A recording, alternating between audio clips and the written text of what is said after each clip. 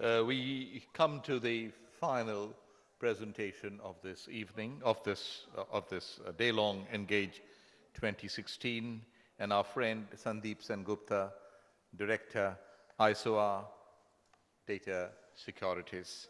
Let us give a warm welcome to Sandip.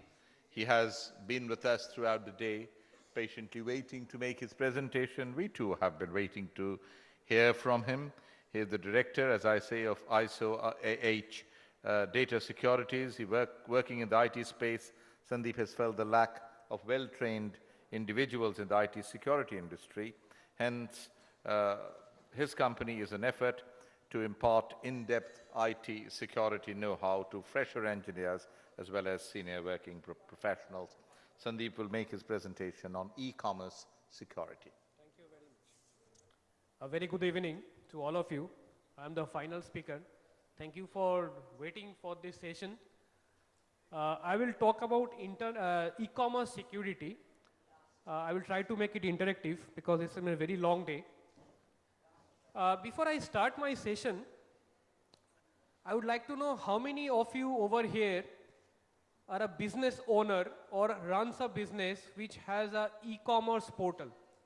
Can I see some hands? 1, 2, 3. Or thinking of having an e-commerce portal to increase your reach to more people, more sales, to boost your sales. Only 3% over here? Not many? How many of you have used the e-commerce portal?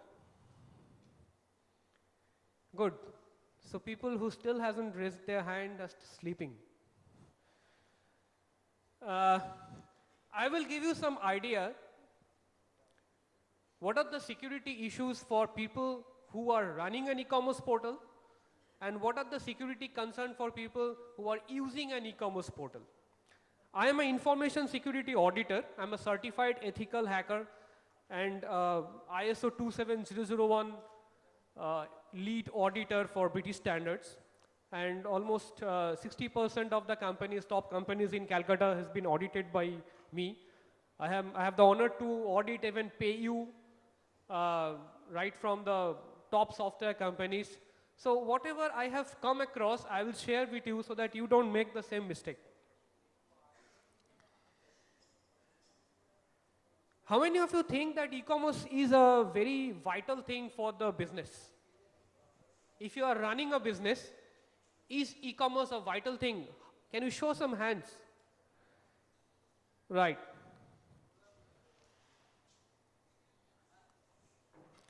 Almost all e-commerce sites in India can be hacked. All major. I will show you one live demo.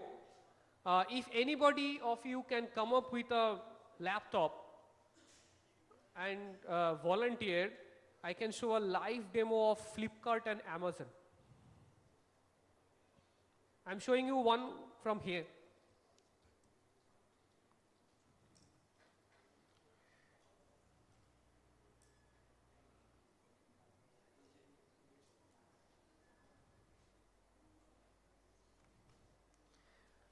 I believe all of you have know this e-commerce portal. It's quite a well-known portal from Calcutta, M3 Shop Online. They have a lot of retail shops.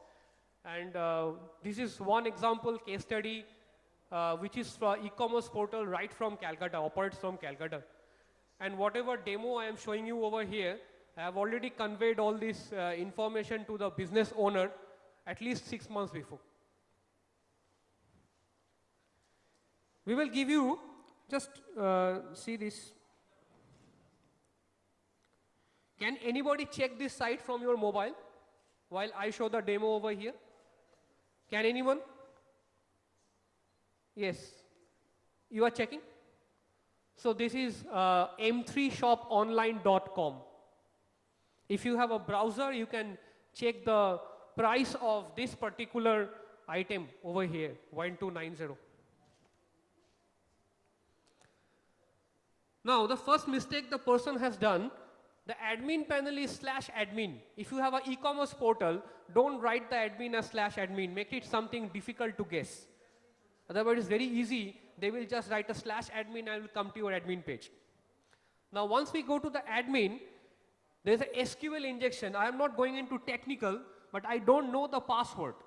So if I put a SQL injection string, which is like a master password, anybody who is in engineering first year or second year know what's an SQL injection. So what I do, I go to submit, and I'm already into the admin panel. So I go to the product master. I go to the product.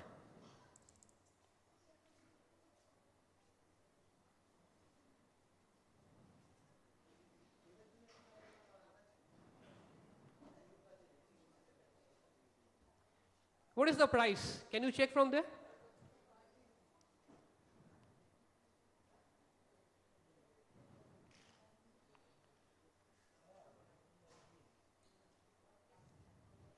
What is the price? I have changed back.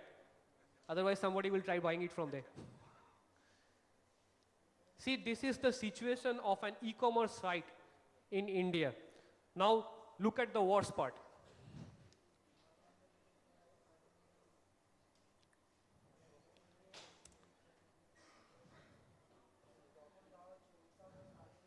This is the list of all the buyers with their personal mobile number, address, and everything. If you have stored your credit card details in any e-commerce site, it is also accessible over there. If you have save your any money into the e-wallet, then it's a easy target for the black hat hackers. So this is, I can tell you, since I'm a security researcher and I keep finding like this lot of problem come to us, and we inform these people, no photos please. We keep informing the companies about these vulnerabilities. Most of them immediately take action and rectify the problem, but there are many who really think that it doesn't matter. But in that case, this is what is going to happen. Now, can you tell me,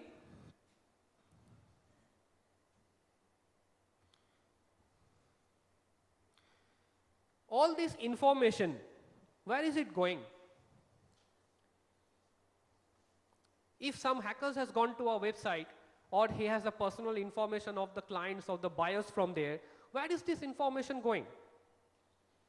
Before I answer this, can you tell me how much percentage of the internet Google can cover? Any idea? 90%, 100%? Google can cover only 5% of the internet. Where is the remaining 95%? The remaining 95% is called darknet or deep web. Have you heard about it? Maybe, how many of you heard about dark web or deep web?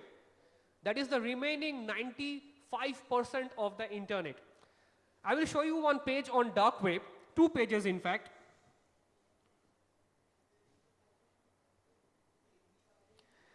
This is a Rent a Hacker page. Can you see the URL? The URL does not start with www or does not finish with .com. It's something like gibberish, 1, 2, 3, 4, ABCD .onion.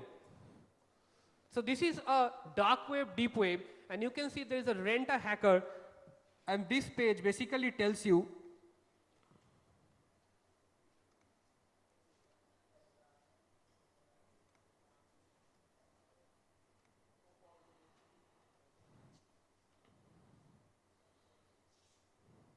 this basically tells you a complete rate chart. Can you see from the backside what it says? What are the offerings? It tells you what I can do. I can ruin a company, I can ruin an individual, economic espionage, email hacking. So every service, if you look at this part, every bit of service that you can think of black hat is available over there. And you just have to make payments in either euro or Bitcoin. So this is what is going on on the darknet. I can show you one more site. This is the carded stored. I will go into FAQ page, and if I go into the FAQ page, a large number of cards each month that transform into many items that need sell. The only way to sell them is half price. These are illegally obtained goods and there is some risk to sell it. So this is basically a chor bazaar e-commerce site of the internet. So anything that is stolen from the e-commerce portals actually gets sold over here at the half the price. You know how these people are stealing from the e-commerce? Flipkart has a problem where if you are in the same network, I can log in into your account, I can buy a product. If you have some money stored in the e-wallet, I can purchase through that money, e-wallet, without your bringing it to your attention, and I can send the product to an address which does not exist. Now think of the delivery guy. The delivery guy will give you a call, right? He will never ever check your address. He will just check a identity card, which can be a fake identity card, and immediately I will do a pickup from no address at all. I will just tell the guy that yes, I am here, you come over here, I am waiting for you. He will be happy to come and deliver and go. Immediately those purchase is a purchase which has been illegally done, and these are getting sold over there.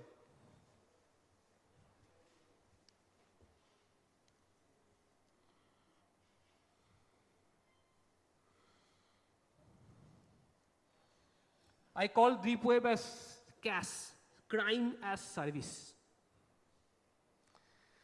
Okay, coming to the buyers, I told you at the beginning, the e-commerce security, I have mostly the buyers who are buying using an e-commerce portal, and the sellers or the owners who are using an e-commerce portal to sell their product.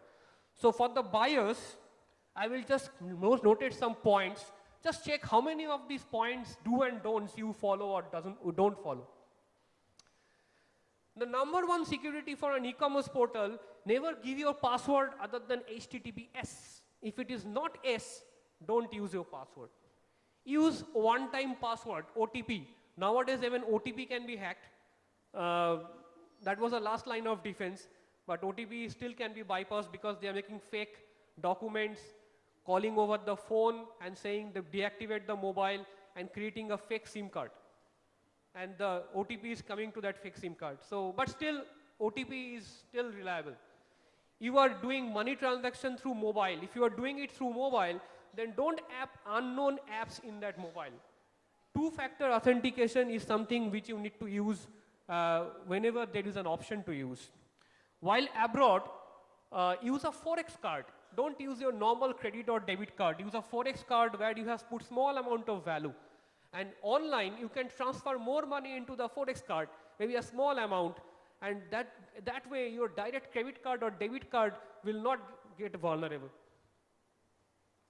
Have an antivirus. How many of your mobile has an antivirus? Can I see some hands? That's a healthy 20%. So if your mobile doesn't have an antivirus, I would say don't use that mobile for any transaction, even checking Facebook or Gmail. Most likely you have a copy of your other password saved in your Gmail as a draft. This is funny. The last part, I have seen people who are selling mobile on OLX, but all the data can be recovered, and again, all the e-commerce password or transaction or safe password can be stolen from there. Factory resetting a mobile does not erase the data. Data is still there. Use the top rank portals. Others don't care about security. Even the top rank portals have problem. Check seller rating. If you are buying, then check how much rating the seller has. I have heard news that on e-commerce, they have sent stones in the packet. Opt for cash on delivery at least the first time you are using an e-commerce portal, or credit card with lowered limit. Do not keep too much money in your e-wallet. I have shown you, if I can get into a site like this, if you already have some money deposited in the site as e-wallet, that money can be completely consumed. Don't save details on the site. Many websites ask to save credit card details for future purpose. That's a very bad thing to do. Avoid free Wi-Fi airport. Most of the password gets stolen from airport, CCD, cyber cafe. We get the most bored when the flight is delayed, and we think a quick purchase can actually uplift our mood. The hackers, the black hat hackers are sitting right over there to steal your password and do a purchase using that e-wallet and part. For the entrepreneur sellers, I will say the most of the e-commerce, they can be hacked because of coding issues. You are outsourcing your work, please make sure the people whom you are outsourcing know how to do secure coding. Otherwise, I'm not going into technical details because this is not an engineering college. I could have shown you hundreds of demo why these e-commerce sites are getting hacked. SQL injection, shell uploading, cross-site scripting, passwords saved in clear text, and there are thousands of other issues. Whoever the developer, ask the developer only one word. Are you aware of OWASP? This is the coding framework. If they says, I've never heard of OWASP, that is not the right company to outsource your work. You are using cloud, then all the clouds are hacked. The best thing to do for a e-commerce site is a periodic testing, vulnerability analysis, penetration testing. As security auditors, we do most of the penetration testing for leading companies, and easily all these faults can be found out. Data center, if you are hosting the e-commerce site, never go for shared hosting, and the data center or the hosting service provider need to have at least ISO 27001 certified. So go for PCI DSS, ISO 27K. If the data center doesn't have it, don't go for it. Now, coming to the last part, sometimes people tell us how big should be the lock. The lock should not be bigger than the asset valuation. So if you are a e-commerce site who are handling crores of data, millions of transactions, then you need to have a good PCI DSS certification. If you are a smaller one, then go for at least a TSL or something like that. As per the Indian law, reasonable security practice has to be done. At least you have to show that you have done reasonable security practice, implemented in your company. Otherwise, government can charge you. Thank you very much.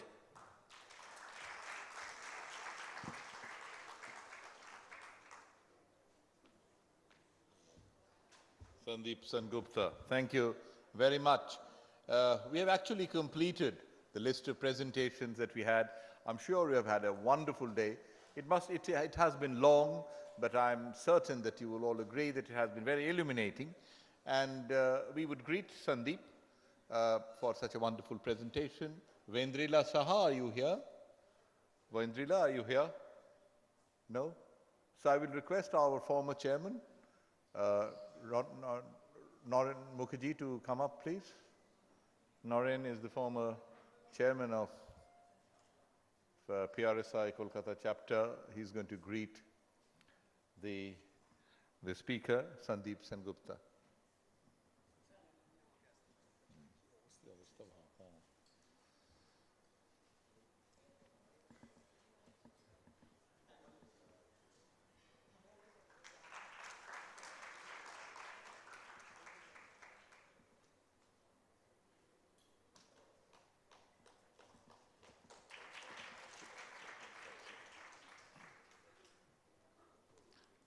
Thank you so much.